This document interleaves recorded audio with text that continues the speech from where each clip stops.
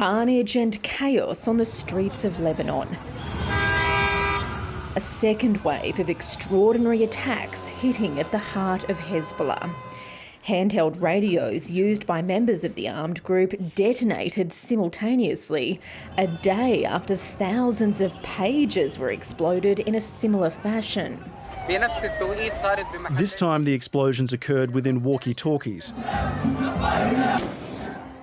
In Dahia, a walkie-talkie exploded at a funeral for victims of Tuesday's attack, the blast sending mourners running for their lives.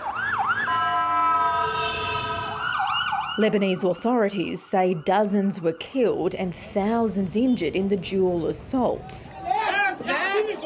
Hospitals have been inundated with casualties. Many victims lost fingers or have been blinded. 60 to 70% of the patients ended up with eviscerating or removing at least one of their eyes. Israel has neither denied or confirmed involvement in the sophisticated remote attacks. However, it's conceded the conflict has ventured into new territory. I believe that we are at the start of a new phase in the war. Israel and Hezbollah have been trading fire at the border since the war in Gaza began. But these latest attacks have delivered Lebanon its deadliest days in almost a year. And Hezbollah is vowing to exact revenge. We will be facing a new phase and a new confrontation with this enemy. As fears mount that tensions could soon boil over into a full-scale war, the United States is ramping up calls for de-escalation. We remain very clear about the importance of all parties avoiding any steps that could further escalate the conflict.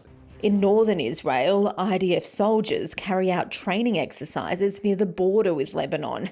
A second division of the army has reportedly moved to the area. And Israeli Prime Minister Benjamin Netanyahu is vowing residents will soon be able to return. We will return the citizens of the north to their homes safely. A new frontier inside a region on the brink of another deadly catastrophe. Alison Horn, ABC News, Jerusalem. The attacks in Lebanon come as the United Nations passes a resolution demanding Israel put an end to its occupation inside Gaza and the West Bank within a year. Middle East correspondent Alison Horn joins us now. Alison, how significant is this resolution? Well, Jez, it does show that there is now overwhelming support against Israel's occupation of the Palestinian territory, which is considered illegal under international law. It demands the withdrawal of Israeli troops from the West Bank and Gaza and also the removal of settlers from the West Bank without delay. Now, the United States was one of only 14 countries to vote against this resolution. Australia abstained, our Foreign Minister Penny Wong saying the resolution didn't put forward a pathway to peace, and she has denied claims levelled at the government that Australia's vote at the UN is effectively condoning Israel's occupation.